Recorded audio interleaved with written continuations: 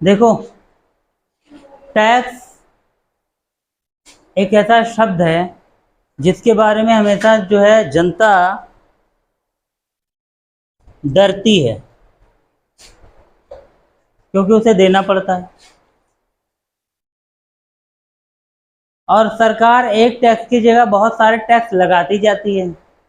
आप सिर्फ टैक्स के नाम से डरते हो, जबकि सरकार आपकी एक टैक्स, दो टैक्स और बहुत सारे टैक्सेज लगाती जाती है।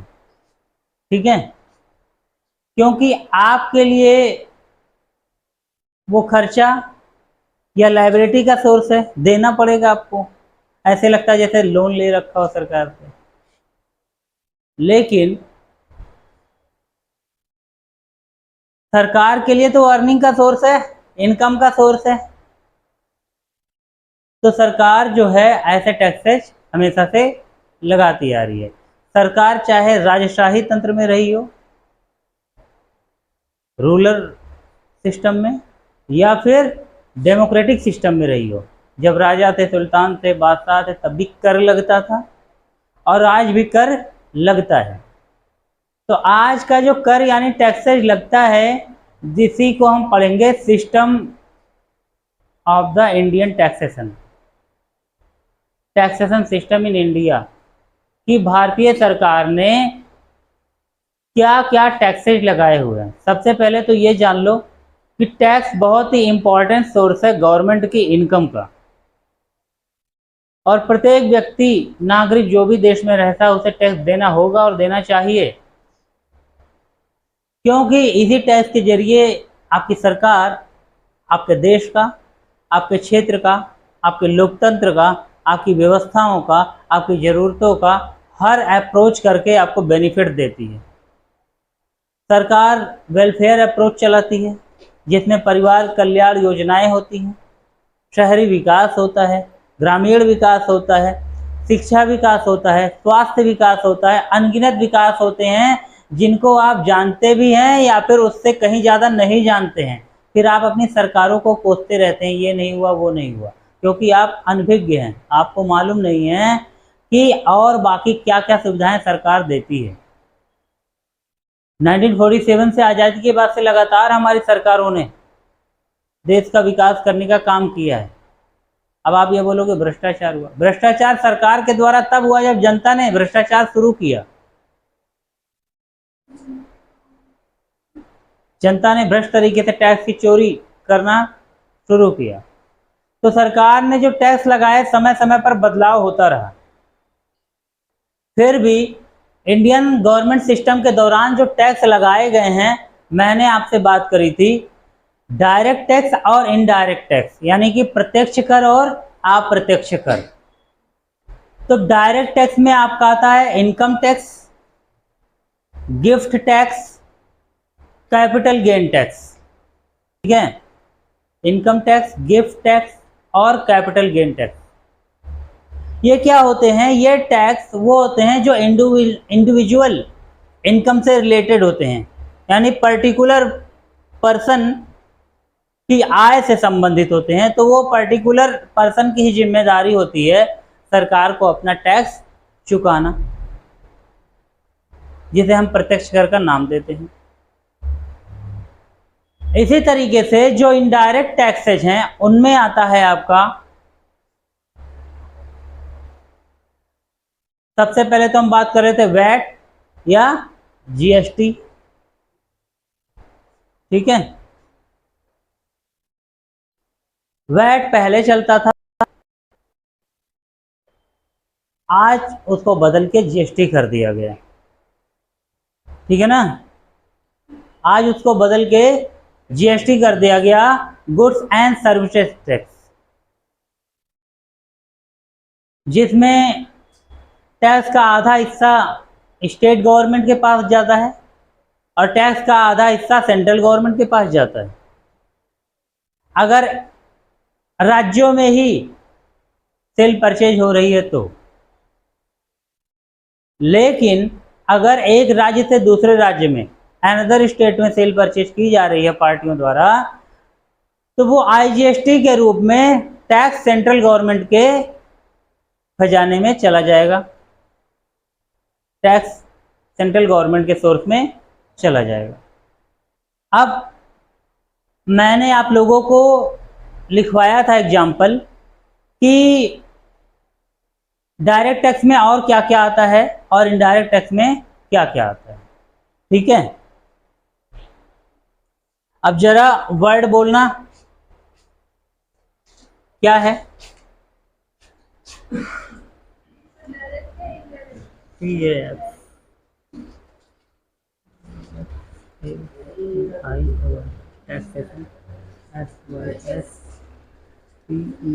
Taxation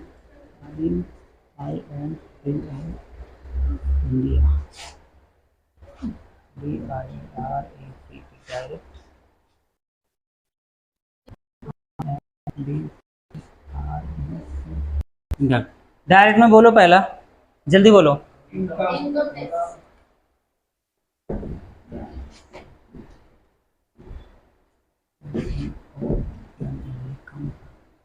tax. इनडायरेक्ट में साथ में लिखाओ, जल्दी बोलो, इधर बोलो, फिर इतना टाइम लगता है। हाँ, इसमें वेल्थ टैक्स तो डायरेक्ट में होगा ना।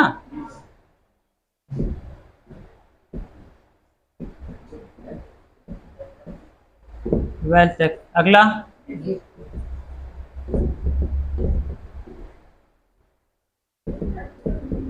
अगला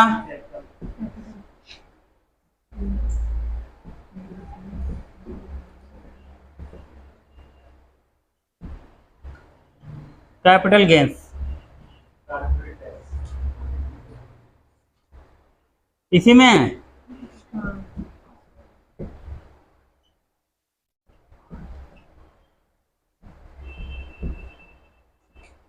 अगला इनडायरेक्ट में बोलो।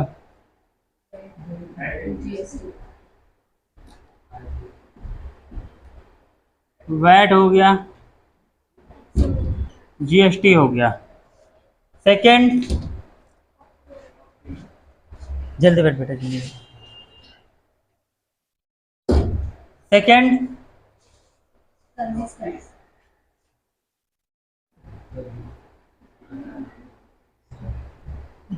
Service tax. थर्ड, हाँ, ऑक्ट्राय टैक्स, OCTROI, यही है ना, octroi tax. Fourth,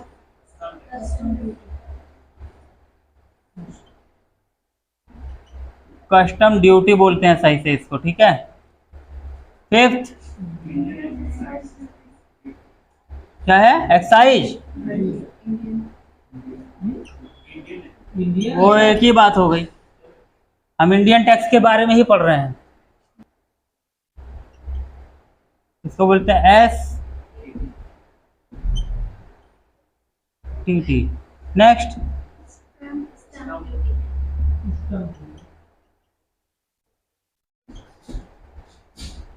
next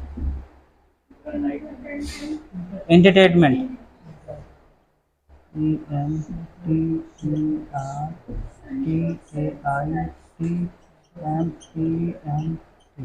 entertainment tax.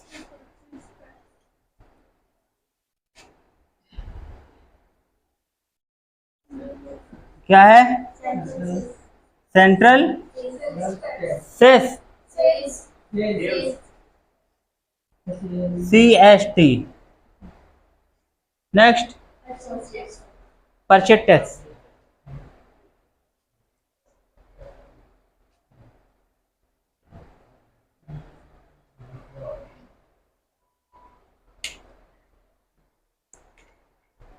देखो फिर से एक बार रिपीट कर रहा हूं, नहीं लगा दिशा का नंबर।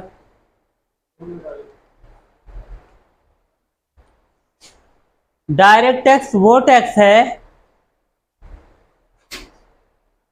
जो किसी व्यक्ति या संस्था के जरिए उसकी खुद की इनकम होती है और उस पर तय सीमा लगी होती है कि सरकार कहती है कि अगर आपकी इतनी इनकम है, उससे ऊपर अगर देते हो है और उससे इनकम है ऊपर, तो आपको टैक्स वो देना पड़ेगा। जैसे कि इनकम टैक्स हो गया, wealth tax, gift tax, capital gains और कॉरपोरेट टैक्स। ठीक है, कॉरपोरेट टैक्स यानी कि आपकी कोई कंपनी है, उससे जो इनकम हुई है आपकी, उस पर टैक्स, वो कॉरपोरेट टैक्स हो गया। कैपिटल गेन्स भी इनकम ही है। सपोज करो आपने कोई एसेट्स बेच दिया, आपने कोई एसेट बेच दिया, उस पर इनकम ज़्यादा हो गई। आपने एसेट्स खरीदा 18 लाख का, कोई मशीनरी खरीदी अपनी फैक्ट्री में 18 लाख की, ठीक है, और उसको बेचा 25 लाख का, तो 6 लाख का जो कंपनी का प्रॉफिट हुआ, तो उस प्रॉफिट में से आपको पैसा आएगा। वो जो पैसा आएगा, ठीक है ना, वो कैपिटल गेन हुआ जो एसेट्स बेच कर मिला। ठीक है, तो उसका हिस्सा जब आपके अकाउंट में आएगा ऑनर के, तो वो कैपिटल गेन कहलाता है। फिर आता है गिफ्ट टैक्स। किसी ने आपको गिफ्ट कर दिया 5 लाख रुपया या 5 लाख रुपए की कोई इनकम की चीज, तो उस पर भी आपको टैक्स देना पड़ेगा, वो आपकी खुद की इनकम सोर्स है। इसी तरीके से वेल्थ टैक्स है। जितनी भी प्रॉपर्टी है उससे जो अर्निंग हो रही है आपको, वो वेल्थ, आपकी वेल्थ बताती है, उस पर भी आपको टैक्स देना पड़ेगा, वो गवर्नमेंट कहती है। उसके बाद इनकम टैक्स, जो डायरेक्ट आप इनकम कर रहे हो टोटल अपनी मेहनत से, अपने काम से, जैसे भी, ठीक है, ये क्या है, इनकम टैक्स है। ये सभी टैक्स ऐसे टैक्स हैं जो आप खुद किसी और के सर पे नहीं मर सकते, कोई और आपकी जगह टैक्स नहीं पे कर सकता, इसलिए वो डायरेक्ट टैक्स है। देखो, इनकम टैक्स एक्ट जब बना, इनकम टैक्स एक्ट बना 1961 में, यानी कि 1961 में टैक्सेशन सिस्टम इंडिया में फॉर्म हो गया था। उसके अंतर्गत सारे नियम बनने लगे। अब जो नए नियम बनेंगे वो भी उसी के अंतर्गत बनेंगे, लेकिन थोड़े थोड़े संशोधन होते रहेंगे, उसमें मॉडिफिकेशन होते रहेंगे। कैपिटल गेन्स में आपका वो भी इनकम आता है। सपोज करो आपने कहीं शेयर लगा रखा है, इन्वेस्टमेंट में शेयर खरीद रखा है, उससे कोई इनकम हुई, ठीक है, वो भी आपकी इनकम है, कैपिटल गेन है, इंडिविजुअल आपने इनकम करी है। कहीं भी कोई पैसा लगा रखा है, सपोज करो, उससे कोई रिटर्न आ रहा है, तो कैपिटल गेन में ले लिया जाएगा। शेयर मार्केट में पैसा लगाया हुआ, उससे जो पैसा ऊपर का आया, प्रॉफिट हुआ, वो कैपिटल गेन में आ गया। म्यूचुअल फंड में लगा रखा है, म्यूचुअल फंड शेयर मार्केट से थोड़ा सा कम रिस्की होता है, ठीक है, तो उस पर लगा दिया, तो रिटर्न भी कम, जितना कम रिस्क उतना कम रिटर्न, जितना ज्यादा रिस्क उतना ही ज्यादा रिटर्न मिलता है आपको। तो म्यूचुअल फंड से कोई पैसा आ गया, तो वो भी आपका कैपिटल गेन हो गया। तो ये पूंजीगत लाभ, जहां आपने पूंजी लगाई फिर उससे लाभ मिल रहा है, ठीक है, ये आपका कैपिटल गेन हो गया। अब सपोज करो कारपोरेट टैक्स है।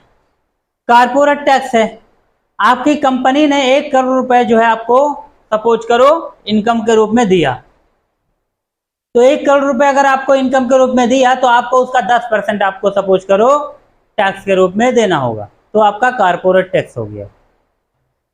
और ये जो कारपोरेट टैक्स और ये सब दे रहे हो ना आप, कारपोरेट टैक्स के साथ आपको साथ में 4% एजुकेशन सेस और हेल्थ सेस देना पड़ता है। हेल्थ सेस और एजुकेशन सेस होता क्या है? गरीब बच्चों की शिक्षा के लिए जो अनुदान दिया जाता है सरकार द्वारा, वो टैक्स के रूप में आपसे छोटा छोटा लिया जाता है, तो बहुत छोटा अमाउंट लिया जाता है जो आपको पता ना चले। और स्वास्थ्य की योजनाएं बहुत तरीके की चलती हैं, गरीब कुपोषित बच्चों के लिए दवाइयाँ या हेल्दी चीज़ें, प्रोटीन वाली चीज़ें, या हॉस्पिटल में बहुत सारी फ्री चीज़ें आपको फ्री ऑफ कॉस्ट मिलती हैं या पब्लिक को दी जाती हैं। तो ऐसी सुविधाएं जो है व्यक्ति के टैक्स का एक छोटा सा हिस्सा लिया जाता है, जिसे हम एजुकेशन सेस और हेल्थ सेस के नाम से जानते हैं, जो 1 करोड़ होने पे 4% लिया जाता है। अब इनडायरेक्ट टैक्स में हम आते हैं, ठीक है। इनडायरेक्ट टैक्स में आपका आ रहा है VAT, GST, service tax, octroi, custom duty, excise duty, service stamp duty, entertainment tax, CST, purchase tax, या और भी एक्सेट्रा में आ सकते हैं कोई भी। इसका मतलब क्या होता है पहले आप ये जान लो, ठीक है, कि अप्रत्यक्ष कर क्या होता है, इनडायरेक्ट टैक्स क्या होता है। जितने भी प्रकार के टैक्स आप लेन देन में, आप बिजनेस के थ्रू लेन देन में दे रहे हो, ले रहे हो, इनडायरेक्टली, आपकी डायरेक्टली भागीदारी नहीं होती उस टैक्स को पे करने में, ठीक है। कुछ टैक्स आपके सामने वाली पार्टी करती है, कुछ टैक्स आप करते हो, ठीक है ना, ये अप्रत्यक्ष कर है। सपोज करो आपने गुड्स परचेज किया या सर्विस परचेज करी, तो आपसे टैक्स लिया गया और उसको सामने वाली पार्टी ने पे कर दिया। आपका टैक्स किसी और ने पे किया तो हुआ ना अप्रत्यक्ष कर, आपने थोड़ी किया। आपने यानी आपकी कंपनी का टैक्स। अब आपने किसी को गुड्स बेचा, भाई खरीदा था, तो आपका टैक्स किसी और ने पे कर दिया अपने अकाउंट से। आपने नगद ही गिन के दी बिल में, साथ में अमाउंट में। उसी तरीके से आपने जिसको माल बेचा, अब उसने जो टैक्स पे किया उसका टैक्स आपने पे कर दिया। तो हम किसी और का टैक्स पे कर रहे हैं बिजनेस में, उसको बोलते हैं अप्रत्यक्ष कर। तो ये सभी उसके हिस्से हैं, पार्ट्स हैं। इतने टाइप के इनडायरेक्ट टैक्स होते हैं, ठीक है। अब जैसे कुछ टैक्स है गवर्नमेंट ने, इंडियन गवर्नमेंट ने हटा दिया, जैसे कि सर्विस टैक्स है, वैट है, ठीक है, या एक्साइज ड्यूटी है। वैट हटाया, सर्विस टैक्स हटाया, एक्साइज ड्यूटी हटाया। ऐसे और भी कई टैक्सेज हैं जो गवर्नमेंट ने हटा दिया और उसकी जगह पे क्या खड़ा कर दिया, जीएसटी, यानी वस्तु एवं सेवा कर। जितने भी मटेरियल आते हैं, गुड्स आते हैं, या जितनी भी सर्विसेज आती हैं, वो सब इसी के अंतर्गत आ गई। तो पहले टैक्सेशन सिस्टम में बहुत बड़ा ट्रैप था। अकाउंटेंट्स या जो भी अकाउंट्स का काम करते थे, टैक्स का काम करते थे, वो कंफ्यूज हो जाते थे कि किस में पे करना है टैक्स को। पेमेंट का सेक्शन, पेमेंट का नेचर सब गलत हो जाता था। तो गवर्नमेंट पेनल्टी और फाइन मांगने के लिए साल के लास्ट में तैयार रहती तुम्हारे टैक्स भरने के बावजूद। तो गवर्नमेंट ने उससे आपको राहत दी जीएसटी लाके। लोग हाय तौबा मचाते ना, जीएसटी आ गई, जीएसटी आ गई, जीएसटी आ गई। सरकार एक भी काम ऐसा नहीं करती बेटा जिससे आपको नुकसान हो। आपको बार बार हर बार राहत देने का काम करती है आपकी सरकार। आपको डिसिप्लिन मिलाने की कोशिश करती है, और आप एक आजाद पंछी की तरह हो, इसलिए जब डिसिप्लिन आती है तो आपको परेशानी होती है। लेकिन जब इसी में हैबिट हो जाती है तो उसी रास्ते पर चलकर आप अपना विकास करते हैं, अपने देश का विकास करते हैं। भाई टैक्स दोगे तो देश का विकास हो। आज देख लो, आज के समय में हर एक राज्य की सड़कें राजधानी से देश की मिला दी गई हैं, जबरदस्त। पहले हमारे छोटे गांव की सड़कें या जिलों की सड़कें या राज्यों की सड़कें ऐसे होती थी बेटा कि इंसान अगर इलाज के लिए घर से निकला है गाड़ी पर, तो आधे रास्ते में ही उस झटके से उसकी जान निकल जाती थी। आज हालात ये हैं, मैं उन्हीं रास्तों की बात कर रहा हूं कि मैं एक पैर पे दूसरा पैर रख के और चाय की कप लेकर पीते आता हूं, और मैं 4 घंटे के अंदर लखनऊ पहुंच जाता हूं अपने घर से, जबकि पहले लोग 8 घंटे में भी नहीं पहुंचते थे। और उनके सामान और शरीर की जिम्मेदारी तो पूछो ही ना कि क्या होती होगी हालत। तो आज तो ये टैक्स की पावर है आपके।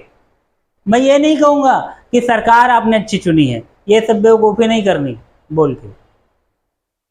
हम टैक्सेशन सिस्टम की बात कर रहे हैं, तो पॉलिटिक्स वाले सिस्टम की बात नहीं करेंगे, ठीक है। सरकारें सब अच्छी रही होंगी क्योंकि लगातार हमने कुछ ना कुछ विकास किया ही है, आगे बढ़े हैं, ठीक है। नहीं तो हम गुलामी से ही निकले थे, बस उससे ज़्यादा कुछ नहीं था। तो आज व्यवस्थाएं बेहतर हुई हैं तो हमारे टैक्स की ताकत से, इसलिए हमारा फर्ज है ईमानदारी से टैक्स देना, अगर सुविधाएं चाहिए तो। बिना टैक्स के ना तो सिटी डेवलपमेंट है ना विलेज डेवलपमेंट है, और सिटी और विलेज डेवलपमेंट के रूप को ही हम कंट्री डेवलपमेंट का नाम देते हैं। अब हम जानेंगे जीएसटी है क्या वाकई। देखो, जब जीएसटी लागू नहीं थी, और जीएसटी किन टैक्सों के ऊपर आई है, जिसमें मैंने कुछ नाम अभी आपको बताए थे कि VAT, service tax, excise duty, octroi tax, CST, central sale tax, purchase tax, जो अभी बात करी मैंने लिखा नहीं है, परचेज टैक्स, लग्जरी टैक्स, देखो मैंने लिखा होगा, लग्जरी टैक्स भी लिखवाया होगा, लग्जरी टैक्स भी तुम्हारा इसी में आता है, ठीक है ना। लेकिन लग्जरी टैक्स हो गया, एंट्री टैक्स हो गया, ऑक्ट्राय हो गया, सर्विस टैक्स हो गया, ये सारी चीजें आपकी जीएसटी के आने से खत्म हो गई हैं। तो खत्म हो गई तो जाहिर सी बात है हमें जानना है जीएसटी क्या है। एक्साइज ड्यूटी खत्म हो गई तो ठीक है। स्टाम्प ड्यूटी क्या हमें यह जानना है। एंटरटेनमेंट टैक्स क्या है हमें यह जानना है। कस्टम ड्यूटी क्या है हमें यह जानना है। देखो मैं आपको सबसे पहले बता देता हूं स्टाम्प ड्यूटी क्या है और स्टाम्प ड्यूटी इनडायरेक्ट क्यों आता है, इनडायरेक्टली क्यों आता है। भारत में बहुत सारी संपत्ति, लोगों की संपत्ति, प्रॉपर्टी, घर, बिल्डिंग, ठीक है ना, ये सब बेची और खरीदी जाती है। तो जब बेची और खरीदी जाती है तो सरकार एक तो रजिस्ट्रेशन का पैसा लेती है, तो उस पर स्टाम्प ड्यूटी लगती है कि कितने की स्टाम्प ड्यूटी बनी।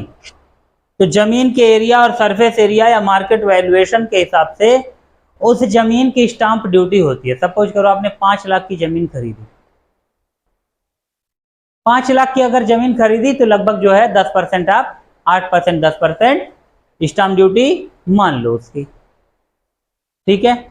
ये है। अब अलग अलग स्टेट में अलग अलग तरीके की पहले ड्यूटी भी थी। जीएसटी इसलिए भी आई कि सारे स्टेट के टैक्स को समान भी कर सके।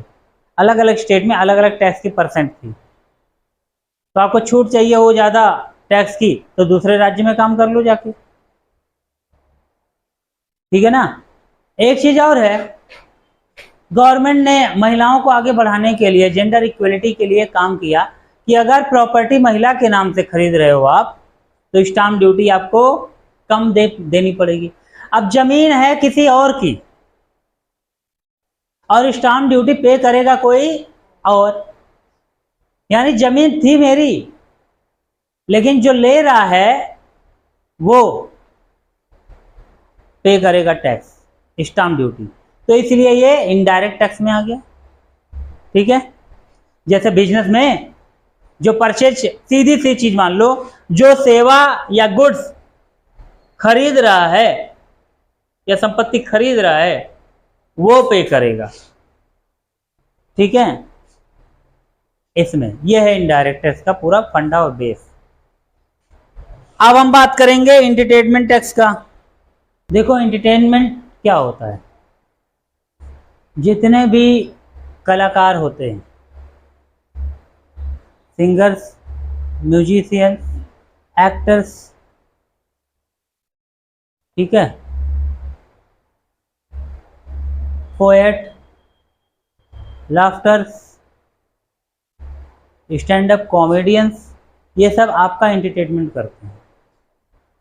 तो जब इनकी इनकम सोर्स ज़्यादा होती है, जो स्टेज परफॉर्मेंस देते हैं या टीवी पे शो करते हैं या मूवीज बनाते हैं, ठीक है ना, या किसी भी तरीके का आयोजन ये करते हैं, तो इनकी जो इनकम होती है उस पर जो टैक्स इनको देना पड़ता है वो है एंटरटेनमेंट टैक्स। ये भी इनडायरेक्ट तरीके से ही दिया जाता है। इनडायरेक्ट टैक्स होता है कैसे, यहां पे पैसा दिया पब्लिक ने, पैसा दिया पब्लिक ने, सर्विस खरीदी पब्लिक ने, ठीक है, और आपका टैक्स कौन चुका रहा है, वो कलाकार, क्योंकि इनकम उसकी हुई, ठीक है ना। एंजॉय कितने किया था, आप लोगों ने, मुझे ही मान लो, खुद को मान लो, पब्लिक और कलाकार। टीचर भी बहुत बड़ा संरचनात्मक ढांचा है। टीचर संरचनात्मक ढांचा है बहुत बड़ा, आपके देश का सबसे बड़ा, आपके विश्व का, ठीक है। टीचर किसी शक्ल का मोहताज नहीं है, किसी उम्र का मोहताज नहीं है। टीचर हमेशा आपको ऐसे ही पूरी तड़क भड़क के साथ मिलेगा, कभी अरुण मिले या कभी द्रोणाचार्य मिला या कभी कोई मिले आगे आने वाले समय में, ठीक है। जगह यही रहेगी चेहरा बदला रहेगा, पर टीचर हमेशा रहेगा। ठीक है ना। उसकी ज़रूरत आपको, आपके समाज को, आपके देश को, आपके विश्व को। ठीक है, ज़रूरत है उसकी, क्योंकि आपको सही तरीके से सही कदम के साथ आगे बढ़ना है, तो आपको टीचर की ज़रूरत है। कई बार आप टीचर के जगह पर आप अपने माँ बाप को भी देख सकते हो। तो टीचर शकल का मोहताज नहीं। ठीक है ना। अरे टाइम आएगा, हो सकता है ये फेस बदल के आप में से कोई फेस खड़ा हो जाए। ठीक है ना। तो ये टीचर की परिभाषा यही है लगभग, कि कोई आयाम नहीं, कोई जाति नहीं, कोई बिरादर नहीं, कोई शक्ल नहीं, कोई बॉर्डर नहीं, कोई लैंग्वेज नहीं, कोई कुछ नहीं, टीचर सिर्फ टीचर है। तो हमने बात करी कि स्टाम्प ड्यूटी क्या होती है। तुम लोग कोई नहीं,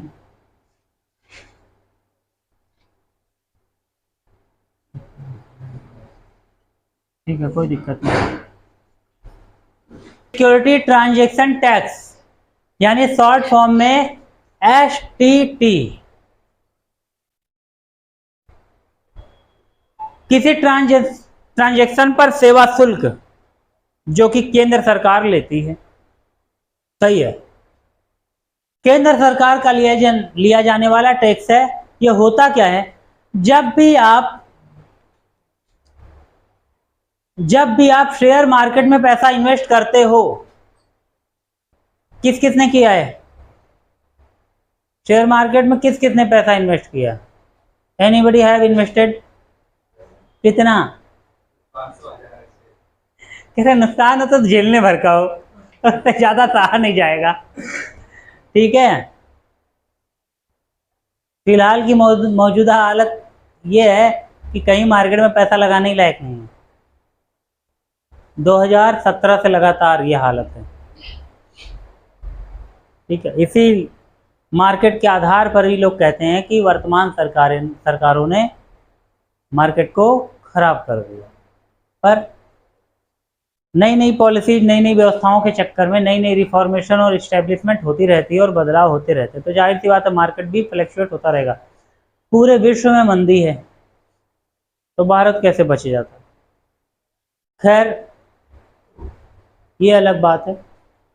तो जो हम शेयर मार्केट से जब हम कोई भी शेयर खरीदते हैं किसी भी कंपनी का या बेचते हैं, तो उसमें साथ में हमें टैक्स भी देना पड़ता है।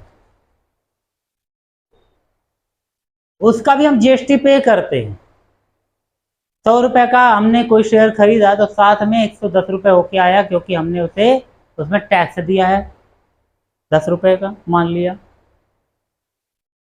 ठीक है, तो जितने भी ट्रांजैक्शन हम करते हैं, तो जिस भी इन्वेस्टर के थ्रू हम करते हैं, सपोज करो कि झरोदा है, ठीक है ना, या फिर एंजल वन है, या फिर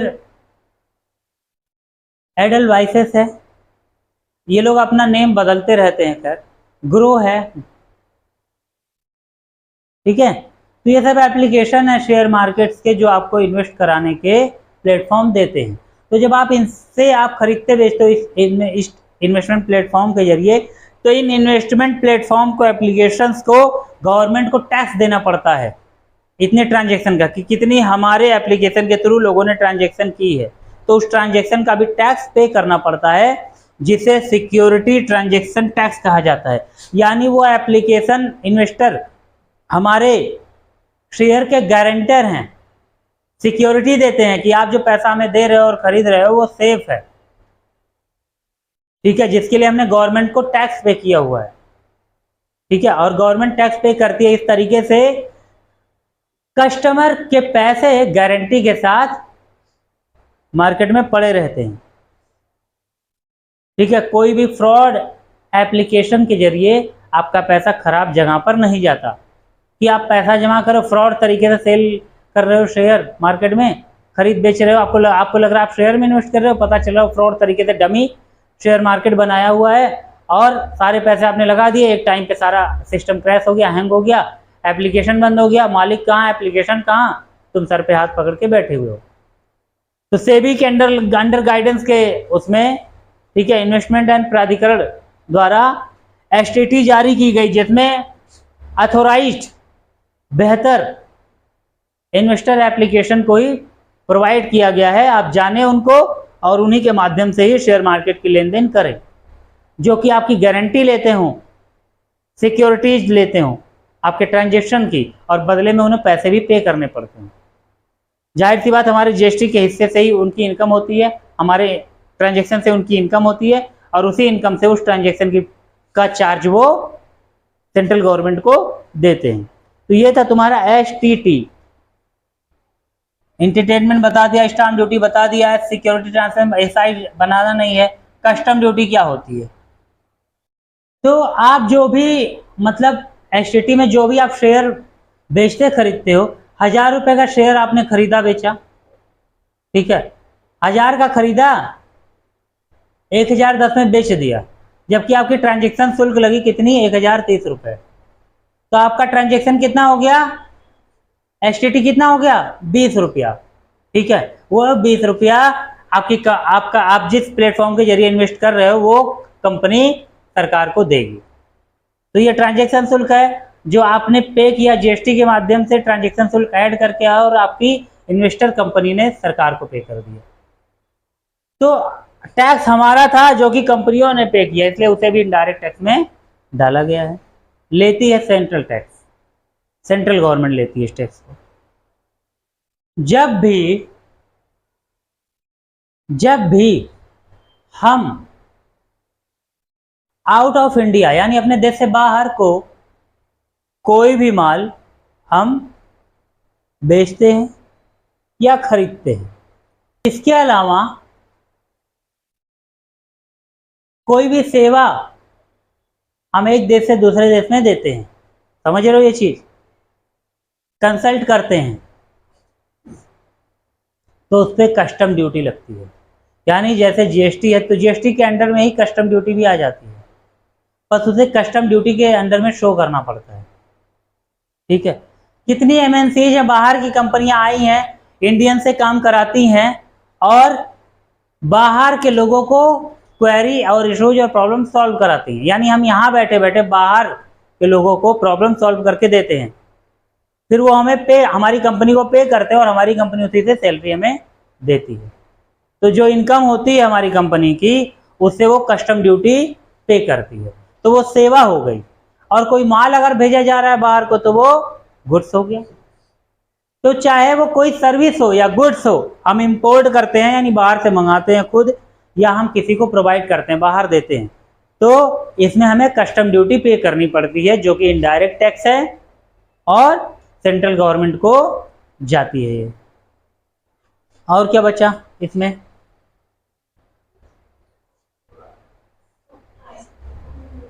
ऑक्ट्राय खत्म हो चुका है तो जानने की जरूरत है, फिर भी बता दूं। ऑक्ट्राय टैक्स क्या होता है? ठीक है, एक राज्य से, किसी भी स्टेट से किसी और स्टेट में जब आप भरी हुई गाड़ी लेके जाते हैं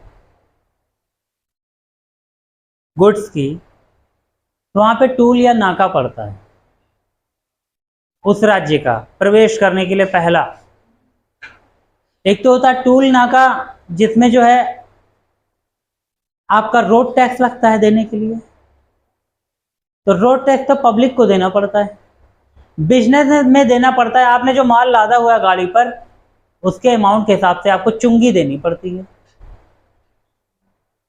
चुंगी टैक्स, टूल नाका टैक्स। तो इसे हम बोलते हैं ऑक्ट्राय टैक्स। यानी भरी ट्रक से आपने अपना माल ले जा रहे हो, यानी दिल्ली से जैसे ही एंट्री ली आपने यूपी में या बिहार में, तो बिहार या यूपी में एंट्री लेंगे तो पहला टूल नाका कौन सा पड़ सकता है? यूपी में अगर एंट्री लेना तो पहला चुंगी कौन सा पड़ेगा? नोएडा नहीं पड़ेगा? सोच क्या रहे हो? नोएडा ही तो पड़ेगा, यमुना नदी के बाद नोएडा ही तो है। पहले के समय में यमुना नदियों को ही बॉर्डर माना जाता था। यमुना नदी पार किया, ये उत्तर प्रदेश शुरू, दिल्ली इतनी बड़ी है दिल्ली का सरफेस एरिया पूरी तरीके से 60 किलोमीटर का भी नहीं है। आप ये मान के चलो 15 किलोमीटर इधर, 15 इस तरीके से दिल्ली है, इसीलिए इतना इतना कंजेस्टेड है दिल्ली, ऊपर से पोल्यूशन अलग से। खैर, और दिल्ली के स्वामी हैं बहुत ही महान आदमी, ठीक है, इनसे बढ़िया क्वालिटी किसी के अंदर नहीं है। तो ये था आपका चुंगी कर यानी ऑक्ट्राय ड्यूटी, ऑक्ट्राय टैक्स, यानी एक राज्य से दूसरे राज्य में जैसे ही एंट्री लेते हैं तो एंट्री लेते ही आपकी चुंगी टैक्स ऑक्ट्राय ड्यूटी कट जाता है। कितना माल है, माल के हिसाब से बिल देखते हैं कि बिल जेन्युइन है या चोरी का है, फिर उसका टैक्स आपका कट जाता है। ठीक है ना, ऑक्ट्राय ड्यूटी समझ में आ गई। अब उसी तरीके से मैंने बिहार की बात की, तो बिहार में या फिर किसी और राज्य में जहाँ भी जो पहला जिला मिलेगा, जिले का बॉर्डर, वहाँ चुंगी लगी होगी। बैरियर, खैर अलग अलग जगह अलग अलग टूल नाके का तरीका है। पहले टूल नाके कैसे होते मालूम है, एक बड़ा सा पत्थर, एक बड़ी सी पेड़ की डाली, जो पेड़ काट के ऐसे डाल दिया जाता था रोड के आर पार, फिर एक तरफ पत्थर रख दिया था, फिर एक ऐसे एक हुक लगा दिया जाता था और रस्से से ऐसे बांध दिया जाता था। गाड़ी आती थी, हुक ऐसे ऊपर करते थे, गाड़ी चली जाती थी पैसे देने के बाद, फिर लगा दे। आज क्या है, इलेक्ट्रॉनिक हो गया है, ऑटोमेटिक सिस्टम हो गया और बड़े सिस्टम पे बन गया और चौड़े हाईवेज भी बन गए। तो इंडिया ने विकास तरक्की तो की है।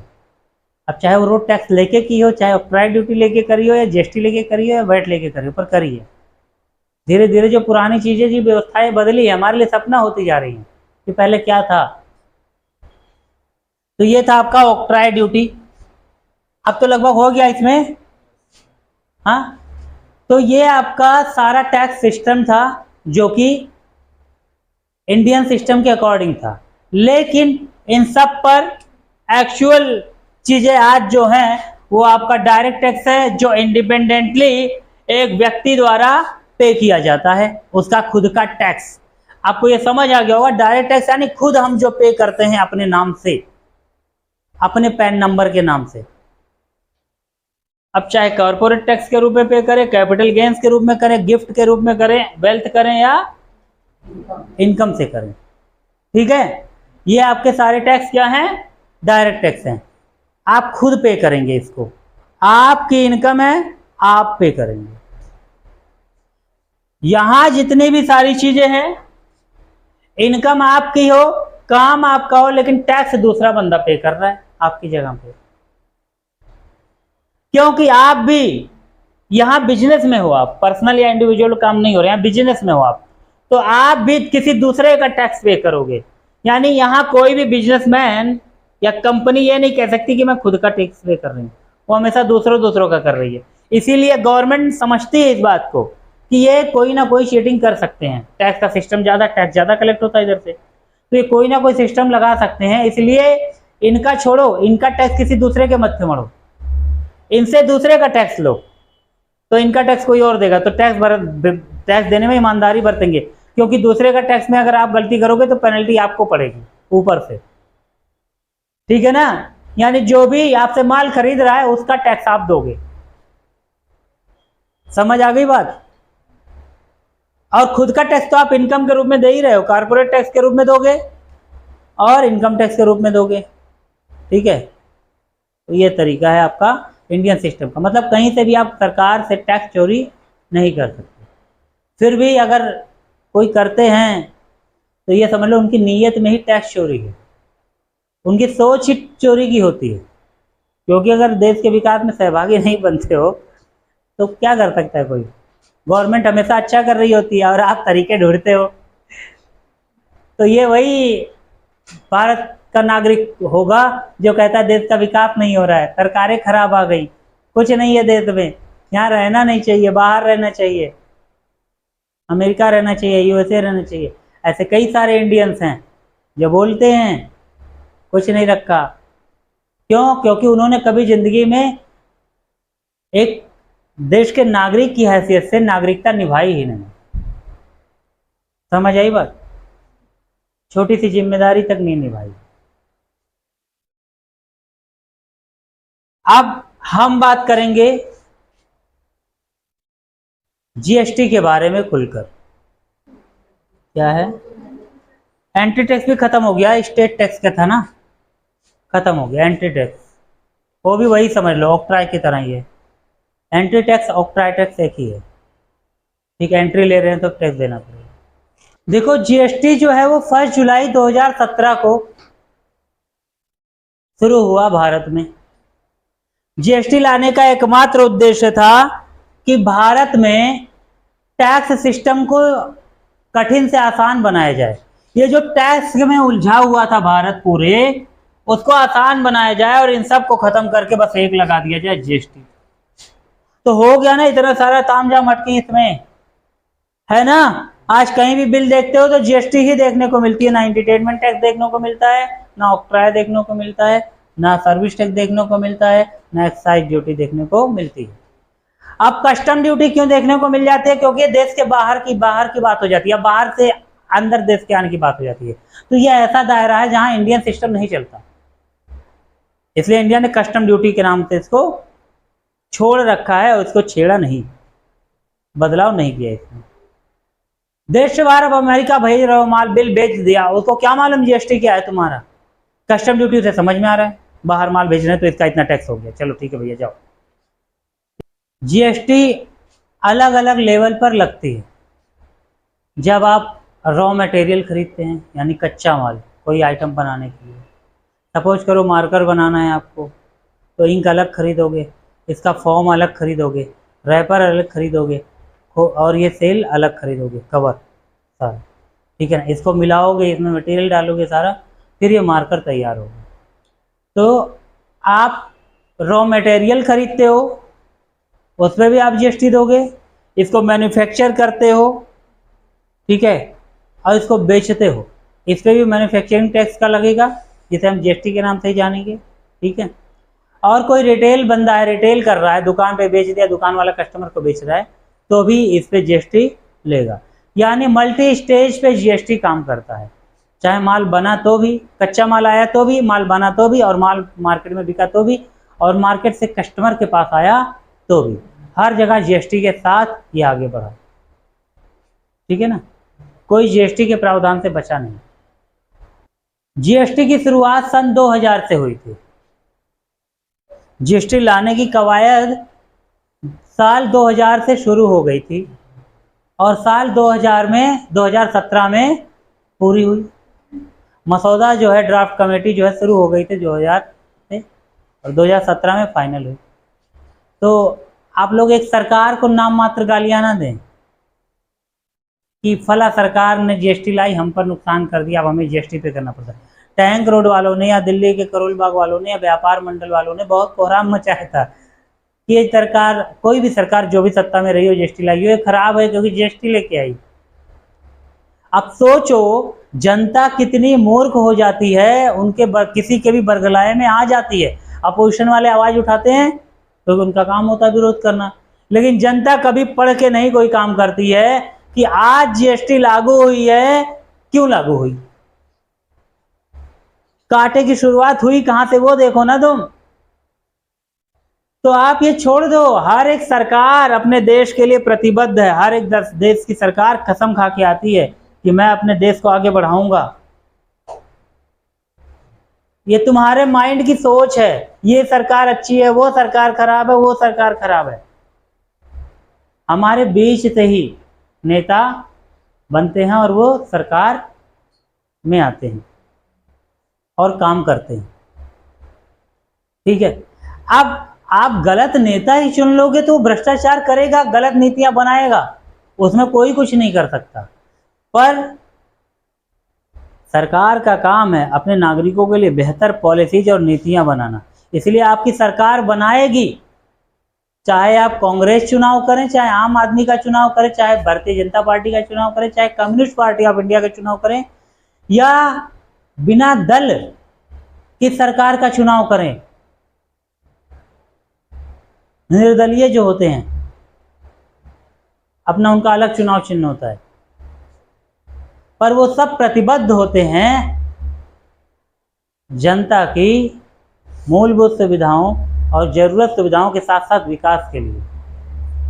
इसलिए ऐसी पॉलिसी, ऐसी नीति बनाते हैं कि जनता का फायदा हो। तो सन 2000 में ही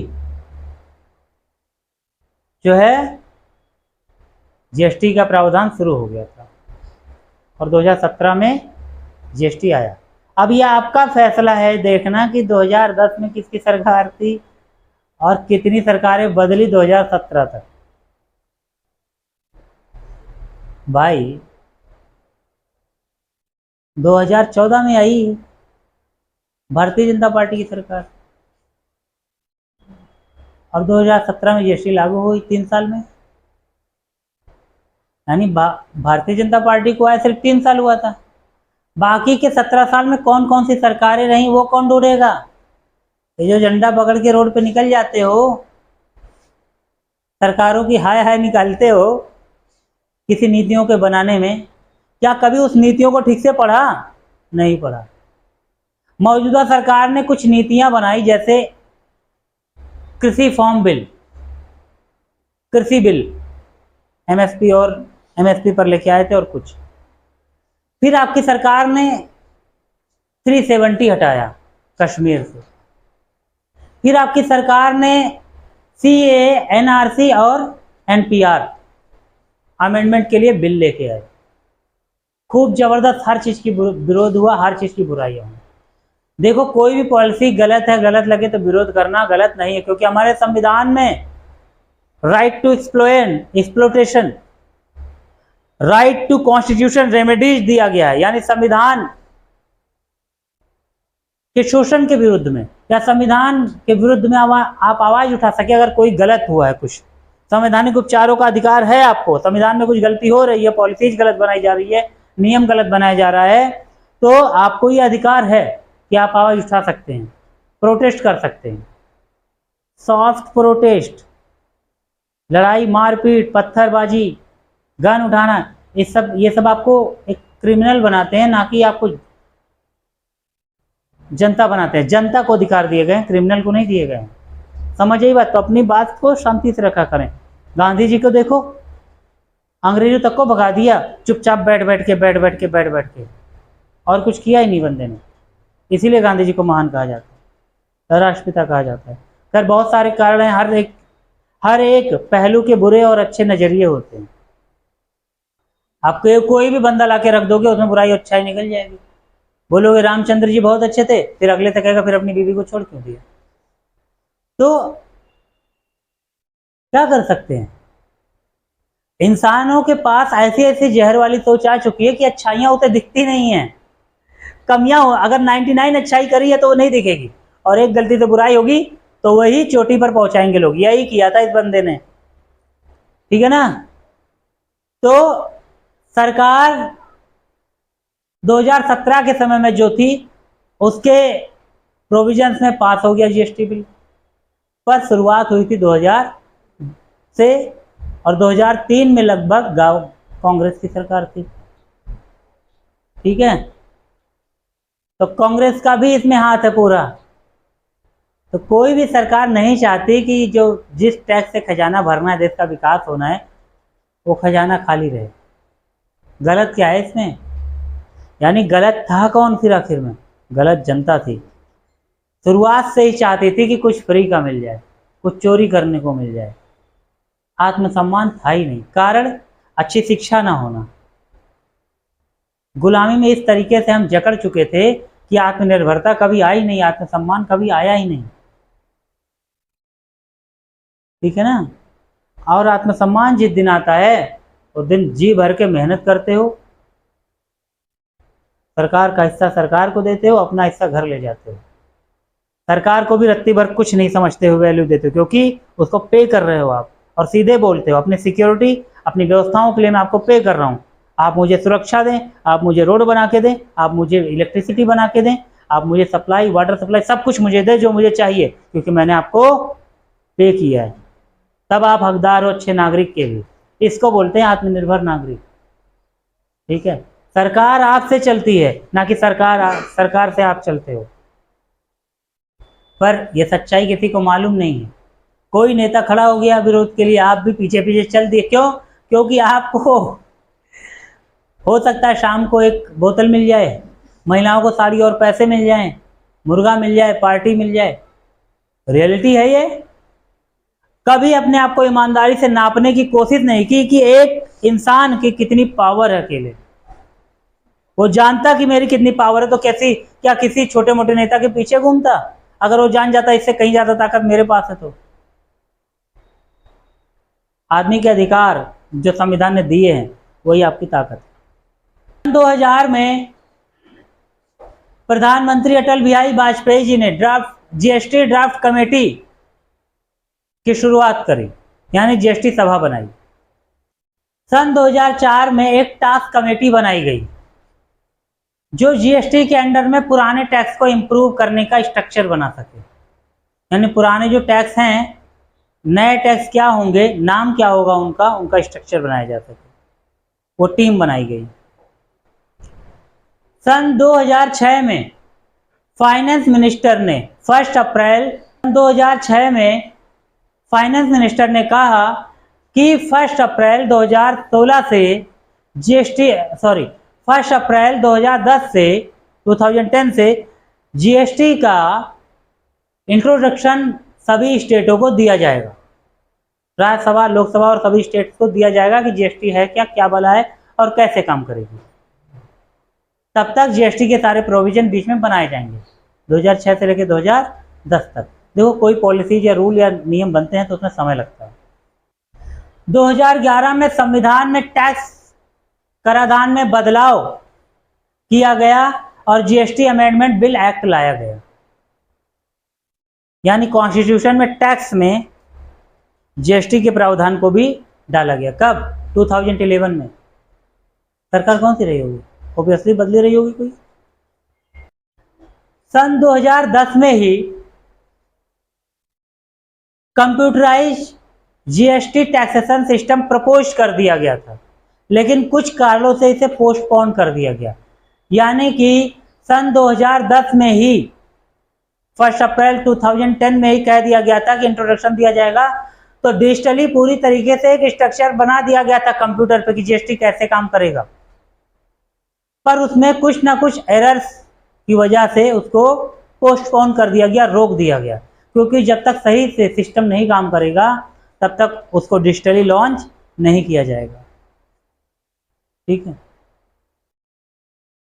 सन 2012 में वापस स्टैंडिंग कमेटी ने डिस्कशन स्टार्ट किया, जहां से जीएसटी का सिस्टम सारा रुका हुआ था, यानी कि डिजिटल प्रोविजंस और बाकी बातें कि क्या सिस्टम रहेगा, कितना टैक्स रहेगा, क्या क्या चीज़ें होंगी। पूरी डिस्कशन दोबारा शुरू हुई 2012 से। सन 2012 में डिस्कशन हुआ और 2013 में स्टैंडिंग कमेटी ने यह रिपोर्ट टेबल पर रख दी राज्यसभा लोकसभा की कि क्या स्ट्रक्चर रहेगा। कब? 2012 में। स्ट्रक्चर क्या बनेगा, कैसे काम करेगा जीएसटी, स्टेट में क्या रहेगा, सेंट्रल में क्या रहेगा सिस्टम, यही कहो सीजीएसटी, एजीएसटी, आईजीएसटी क्या रहेगी। 2014 में वापस जीएसटी बिल इंट्रोड्यूस किया गया लोकसभा में कि क्या काम है, क्या क्या अब तक अपडेट हुआ है सन 2002 से, 2000 से, 2003 से और आज तक क्या अपडेट हुआ है और कैसे काम करना है। तो इस पर खूब डिस्कशन हुआ। कब? 2014 में। और आखिर में 2015 में जीएसटी बिल पास हो गया कि अब जीएसटी लगेगी। सोचो, 2015 में जीएसटी बिल पास हुआ, जीएसटी प्रोविजन, जीएसटी विधेयक 2015 में ही लोकसभा में पास हो गया था, और कहाँ 2 साल बाद जाके लागू हुआ। ये था कि भाई 2015 में लागू हो जाएगा, हम लोग तो तैयार थे बिलिंग कराने के लिए। 2017 में जीएसटी लागू हुआ है ना, मैं 2016 से ही दिखा रहा हूँ जीएसटी का पूरा स्ट्रक्चर, 1-1.5 साल पहले से, जब जीएसटी नहीं आया उसके पहले ही। 15 में जीएसटी की टूर मैंने करा दिए थे बच्चों को अपने कि कैसे होगा सिस्टम आगे आने वाला। एक टीचर को आगे की चीज़ें देखनी होती हैं भविष्य में। ठीक है। जब लॉन्च नहीं हुआ था, जब जीएसटी आया, टैली या और भी सॉफ्टवेयर लॉन्च नहीं हुए थे, तब भी हमने अलग तरीके से डेमो बेस पे टैली ले ली थी और उसे सिखाना शुरू किया था। तब हमारा सेंटर जो है वो एमसीडी के सामने था। आखिर राज्यसभा में भी जीएसटी बिल पास हो गया और कहा गया कि 1 जुलाई 2017 से जीएसटी बिल इम्प्लीमेंट हो जाएगा और शुरू हो जाएगी बिलिंग। ठीक। 2016 में जीएसटी लॉ दोनों हाउसेज में, पार्लियामेंट के दोनों हाउसेज में, लोकसभा और राज्यसभा दोनों में पास कर दिए गए और आखिर में 2017 में 1 जुलाई से जीएसटी की शुरुआत आपके देश में श्री गणेश हो गई। ठीक है, तो ये रही जीएसटी की पूरी यात्रा।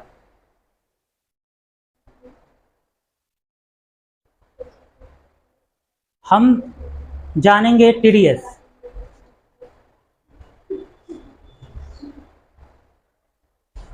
हम जानेंगे टीडीएस। टी फॉर टैक्स,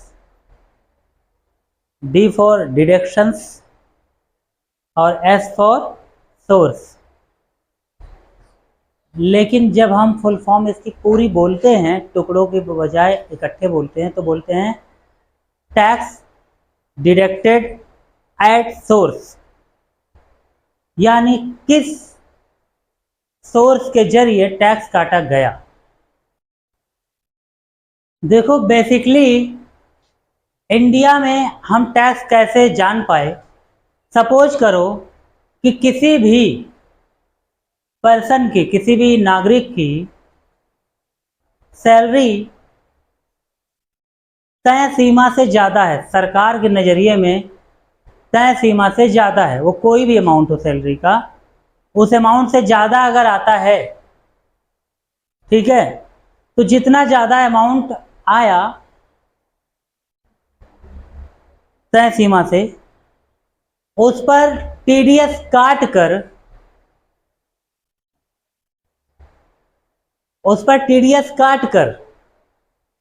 वो टीडीएस का अमाउंट सरकार के हिस्से में जाता है और बाकी बचा अमाउंट जो था सैलरी का, वो व्यक्ति या नागरिक के बैंक अकाउंट में भेज दिया जाता है।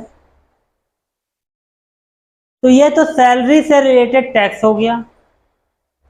इसके अलावा आई और कई सारी आमदनी यानी इनकम सोर्सेज पर टीडीएस कटता है। ठीक है, काटा जाता है। तो हम वही जानेंगे और कैसे, कौन कितना टैक्स काटता है, ये हम जानेंगे। सपोज करो कहीं आपको आपकी इनकम से ज़्यादा ब्याज मिल रहा है, कहीं पैसे आपने लगाए, उस पर ब्याज आपको मिल रहा है। बैंक में पैसे जमा किए हैं, कहीं लोन दिया था, उस पर ब्याज आपका आ रहा है। तो तय सीमा गवर्नमेंट ने कह रखा है कि इतने से ज़्यादा अगर पैसा आपको इन रास्तों से आता है तो इस पर भी आपका टीडीएस काटा जाएगा, तो इस पर भी आपको टैक्स देना पड़ता है। उसके बाद का जो अमाउंट बचता है वो आपके खाते में आता है, वो आपका खुद का होता है। ठीक है, तो ये तो खैर ब्याज, एक तो टीडीएस सैलरी के तरीके से हो गया, यानी एक टीडीएस हो गया इंटरेस्ट का, टीडीएस ऑन इंटरेस्ट। इसी तरीके से तय सीमा से ज़्यादा अगर कहीं से किराया आपको आ रहा है, वो भी इनकम का सोर्स है आपका किराया ज़्यादा हो रहा है, मतलब आपने इनकम ज़्यादा कर ली किराए से, तो उस पर टीडीएस काटा जाएगा। ठीक है, आप कहीं अपनी सर्विस दे रहे हो, एजुकेशन दे रहे हो, उसमें तय सीमा से ज़्यादा आपकी फीस आ गई, उस पर टीडीएस काटा जाएगा। कहीं कंसल्ट कर रहे हो, प्रोफेशनल सर्विस है ये सब, ठीक है ना, आप किसी को कंसल्ट कर रहे हो, सीए हैं, एडवोकेट्स हैं, किसी को राय दिया, मशवरा दिया, कंसल्ट किया बराबर तरीके से, उस पर आपकी इनकम हुई तय सीमा से ज़्यादा, तो उस पर टीडीएस काटा जाएगा, सरकार के पास जाएगा टैक्स। कब सपोज करो आपके सिस्टम, आप एक ऑफिस में बहुत सारे कंप्यूटर लगे हुए हैं और कंप्यूटर बनाने वाला साल भर का एएमसी ले लिया, यानी एनुअल मेंटेनेंस चार्जेस के अकॉर्डिंग ले लिया। अब गवर्नमेंट ने बोल रखा है कि भाई इतनी अमाउंट अगर आप कमाते हो कंप्यूटर वाले को, तो ठीक है, 75,000 से ज़्यादा अगर साल में कमाया तो उस पर टीडीएस कटेगा। अब सपोज करो 1 लाख रुपए उसके खाते में आ गए साल के, तो टीडीएस किस पे कटेगा? 25,000 पे। 25,000 पे टीडीएस कटेगा, जितना भी परसेंट सरकार ने बोला होगा, उसके बाद बाकी बचा हुआ पैसा 75,000 के साथ उसके अकाउंट में भेज दिया जाएगा। टीडीएस काटता कौन है? ठीक है, टीडीएस काटता वो है जो सर्विस रिसीवर होता है, आपको पे कर रहा होता है, क्योंकि सरकार ने उसके ऊपर जिम्मेदारी दी होती है कि देखो भाई सर्विस तुमने लिए, पे तुम कर रहे हो, तो तुम्हें ध्यान रहे कि पे करने से पहले ही हाथ के हाथ उतना हिस्सा टीडीएस का काट लो और मुझे मेरे बैंक के खाते में जमा कर दो। सरकार का अकाउंट होता है, नाम होता है, उस पर टैक्स चला जाता है। तो टीडीएस डिडक्ट वो करता है जो सर्विस रिसीवर होता है, और टीडीएस डिडक्ट उसका होता है जो सर्विस गिवर होता है, प्रोवाइडर होता है। अब मैं किसी के यहाँ काम कर रहा हूँ, जॉब कर रहा हूँ, तो मैं सर्विस दे रहा हूँ ना अपने काम की, अपने हुनर की, अपने स्किल की। तो मैंने अपना टीडीएस कटवाया, उसने मेरा टीडीएस काटा। ये आपका सिस्टम था टीडीएस डिडक्ट करने और कराने का। ऐसे और भी बहुत सारे तरीके हैं, TDS on rent, TDS on interest, TDS on other type of income, TDS on rent, ठीक है ना, TDS on salary, TDS on professional tax. ऐसे बहुत सारे तरीके हैं, सोर्सेज हैं जिस पर टीडीएस काटा जाता है। सपोज करो आपने कहीं लॉटरी से कहीं गेम खेला, उसमें जीत लिया पैसा। रेस हॉर्सिंग रेस चल रही है, उसमें जीत लिया, लॉटरी में जीता पैसा, तो ये गैम्बलिंग कहलाता है। गैम्बलिंग, जुए में पैसा जीतना, ठीक है, दांव लगाना। तो इस पर सरकार ने सबसे ज्यादा टीडीएस कर रखा है, 30%। कम से कम भी जीतोगे तो भी टीडीएस का 30% आपको देना पड़ेगा। तो ये भी तरीके आपके इनकम के सोर्स हैं। तो टीडीएस में आपको 10% देना पड़ता है मिनिमम, लेकिन लॉटरी या जुए या सट्टेबाजी जैसे तरीके से आप कमाते हो तो उसमें आपको 30% का टैक्स देना पड़ेगा। फिलहाल आपको 30% का टैक्स लॉटरी में, सट्टेबाजी में, जुए में, गेम्स में या क्रिप्टो मार्केट में पैसा लगाते हो तो देना पड़ेगा, ठीक है।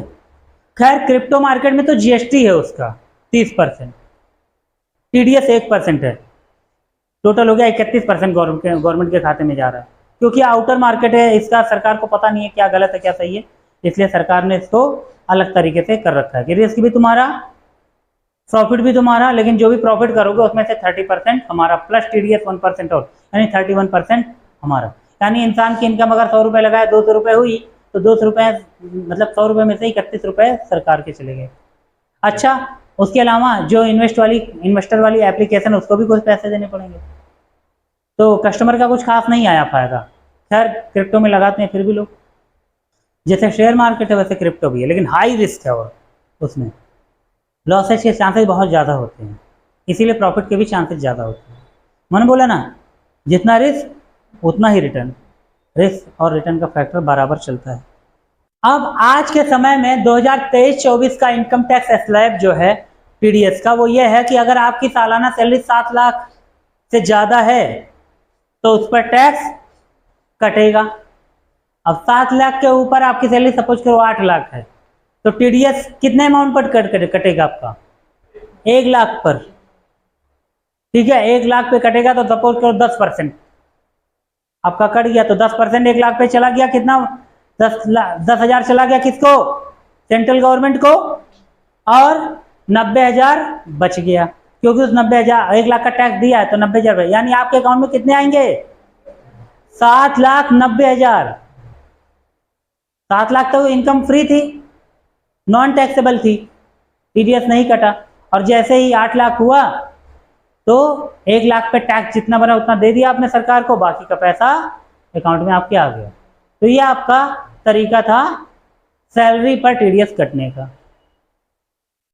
इसी तरीके से रेंट का है कि रेंट से आपकी कितनी इनकम हुई, ठीक है। तो इसका एक स्लैब रेट है, चार्ट है, जो मैं आप लोगों को भेज दूंगा, तो आपको पता चल जाएगा कि टीडीएस ऑन सैलरी कितना परसेंटेज है, ठीक है। तो सैलरी का स्लैब यही है कि भाई 7 लाख से ऊपर की इनकम है अगर आपकी 9 लाख तक, 10% देना होगा। इसी तरीके से कहीं बैंक में पैसा जमा हुआ है आपका, आपने बैंक में पैसा जमा किया हुआ है और 40,000 से, एक साल में 40,000 से ऊपर का ब्याज आपको मिल रहा है, यानी एक साल में अगर 40,000 से ऊपर का इंटरेस्ट आपको मिल रहा है तो उस पर आपको 10% टीडीएस देना होगा। यानी कि 40,000 रुपए जो आपको मिले उसमें से 4,000 रुपए टीडीएस कट गए। आपकी मेन इनकम कितनी हो गई भैया? 36,000।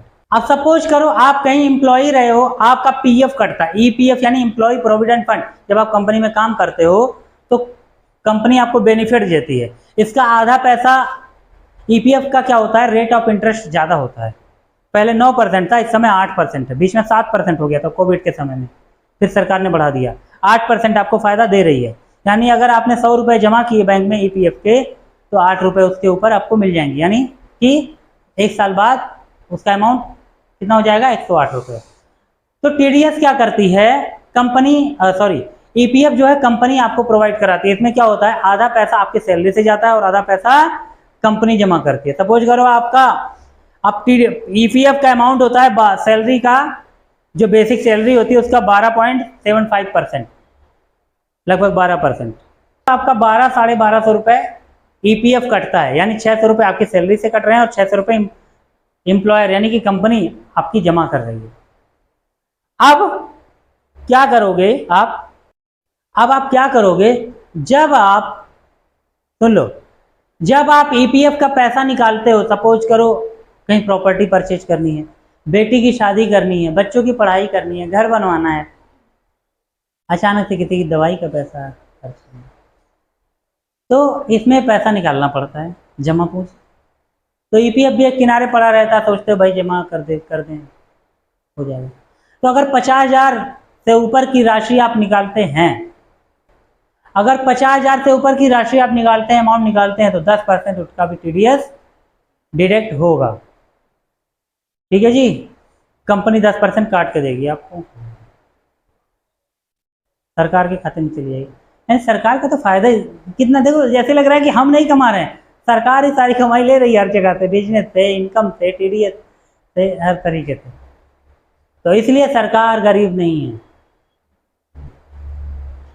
पर इसके लिए हमारे एम्प्लॉइयों को, हमारे देश के नागरिकों को इतना ताकतवर बनना होगा ना, अच्छे से पढ़ लिख पाए, हर जगह वो घुसे रहें, बिजनेस में भी उनकी इनकम हो, सैलरी में भी इनकम हो, तब तो मजा आएगा, तभी तो आत्मनिर्भर होंगे। बिंदास लाखों रुपए कमाएंगे, 10,000 रुपये टैक्स देते रहेंगे, 90,000 आता रहेगा, क्या फर्क पड़ता है। इसीलिए नागरिकों को काबिलियत की जरूरत है, ना कि अशिक्षा, बेरोजगारी या नेताओं के आगे पीछे घूमने की जरूरत है। छोटा बिजनेस करें, बड़ा बिजनेस करें, नौकरी करें, जो भी करें, पर एक्टिव रहें। एटलीस्ट पढ़ाई कर रहे हैं तो पढ़ाई भी अच्छे से करें। 4 लोग जा रहे हैं तो उनके पीछे भेड़ चाल नहीं चलना होता, क्या 4 लोग जा रहे हैं तो भेड़ चाल नहीं चलना होता है। तुम्हें सुपरविजन करने के लिए पैदा हुए हो, ठीक है, भेड़ों की तरह कुएं में गिरने के लिए थोड़ी पैदा हुए हो, क्या समझे। मरना पड़ता है, तपना पड़ता है, तब चमकोगे, फ्री में शाइनिंग नहीं मिलती है। किसी भी कंपनी या किसी भी ऑर्गेनाइजेशन के लिए कोई डील कराई है आपने, उस कंपनी ने आपको पैसा दिया, जैसे हम कमीशन बोलते हैं, दलाली पर किसी भी कंपनी को प्रॉपर्टी दिलवाई आपने, या किसी को प्रॉपर्टी दिलवाई, उसने आपको कमीशन के रूप में 50,000 या कुछ भी दे दिया, तो कोई भी बड़ा अमाउंट, एक तय सीमा से अधिक का अमाउंट आपको मिलता है, तो उस पर सरकार को 5% टीडीएस आपको देना होगा। यानी आपके जो भी दे रहा है वो 5% कमीशन, टीडीएस ऑन कमीशन काट लेगा, यानी एक सोर्स और आ गया। यानी कोई भी आप कमीशन इनकम कर रहे हो तो देने वाला आपको जो पे कर रहा है, जिसके थ्रू आप पैसा पा रहे हो, वो 5% माइनस करके देगा। जिसका हेड है, जिसका हेलेजर बनता है, TDS on commission, TDS on rent, TDS on salary, TDS on interest, TDS on security, जब एक वर्ड आएगा। तो इस तरीके से टीडीएस के सारे सोर्सेज हैं जिसके नाम पे काटा जाता है आपका पैसा। यानी जैसे जीएसटी वाले अकाउंटिंग आप खत्म करोगे ना, तुरंत टीडीएस वाली अकाउंटिंग शुरू हो जाएगी। अब आप किसी को आपने प्रोफेशनल सर्विस खोली हुई है, कंसल्टेंसी खोली हुई है, आप एडवोकेट हैं, डॉक्टर हैं, चार्टेड अकाउंटेंट हैं, या किसी भी तरीके का सलाहकार हैं, आपने अपनी फर्म खोली हुई है, तो जो भी आपकी इनकम हो रही है, एक तय सीमा से अधिक इनकम पर आपको टीडीएस देना होगा। जो भी आपको पे कर रहा है वो टीडीएस काट के देगा। अगर सपोज करो कोई छोटा व्यापारी टीडीएस नहीं जानता है, फिर भी आपको दे रहा है, चेक करके दे रहा है आराम से, तो आपको खुद टैक्स का अमाउंट आपको देना होगा एज ए इनकम टैक्स के रूप में। टीडीएस कट गया तो ठीक है, नहीं तो फिर इनकम टैक्स के रूप में आपको पे करना होगा। ठीक है, आगे चल के जो टीडीएस आपने दिया हुआ है, जब आप इनकम टैक्स पे करते हो अपनी पूरी इनकम का, तो वो टीडीएस का अमाउंट जो है इनकम टैक्स रिटर्न के रूप में दिखता है कि पहले से इतना टैक्स जमा कर रखा है, उसके ऊपर और टैक्स जमा कर दिया, तो डबल टैक्स नहीं, वो टैक्स वापस आपको रिटर्न हो जाएगा। वो भी समझाऊंगा मैं आपको, ठीक है, जब इनकम टैक्स समझाऊंगा तब। ये सब टैक्सेशन की क्लासेज है, नहीं था, ग्रेजुएशन में भी आएगा, पर इस तरीके से नहीं बताएंगे, ऐसे बताएंगे कि आप ना समझ पाओ। मैं जो बता रहा हूँ आपको प्रोफेशनली बता रहा हूँ, जो ऑफिस में यूज होता है। जो टीचर्स बताते हैं आपको बीआरएस ना समझ में आए और तो छोड़ो, बैंक रिकंसिलिएशन स्टेटमेंट कितना छोटा पार्ट होता है, लेकिन वो तक आपको ना समझ आए। मैं ऐसा नहीं कह रहा हूँ टीचर्स क्या होता है, लेंदी कोर्स के तरीके से बचाते हैं तो बच्चे उड़ते उड़ते पढ़ते हैं। इसीलिए प्रोफेशनल कोर्स वो बच्चा पढ़ता है जो प्रोफेशनली कुछ बनना चाहता है, बचकानी हरकतें जिसके दिमाग में ना हो, खुद जागरूक हो, टीचर को हाथ ना पकड़ना पड़े, सीख ले बेटा। समझ आई बात? तो बच्चों वाली बुद्धि में आप प्रोफेशनल कोर्स सीखने का विचार त्याग दें, या तो अपनी बुद्धि ठीक करें, सच्चाई को समझें। हमें करना क्या है, रुपयों में खेलोगे सीख जाओगे। मजाक नहीं, सच में कह रहा हूँ, बेड पर बिछा लोगे और उसी पे बैठे रहोगे नोटों पर, ये हालात होंगे टैक्सेशन सिस्टम सीखने पर। तो जो भी कंपनी के बुरे और अच्छे हालात के दौर में भी विश्वास बनाए रखा कस्टमर ने, तो कंपनी छोटा बहुत अपने लाभ का हिस्सा थोड़े के हिसाब से डिविडेंड के रूप में अपने कस्टमर्स को, अपने इन्वेस्टर्स को देती है। ठीक है, तो अभी के लिए हम इतना ही रखते हैं क्लास में। आगे मैं और आप लोगों को बताऊंगा टैक्स के बारे में, और इंटरनल ले जाऊंगा, डीप ले जाऊंगा, पर अभी आप इतना जान के आप रहें। और जो भी, वैसे तो इसकी वीडियो बनी है, जो भी डाउट अगर होंगे, आपको कोई वर्ड्स नहीं समझ आएंगे या दोबारा कुछ समझना होगा, तो आप इसके लिए कमेंट्स भी कर सकते हैं। ठीक है, डाउट होगा उसके लिए वर्ड डालोगे, प्रॉब्लम डालोगे, तो उस पर भी हम सोचेंगे और आपके लिए करेंगे।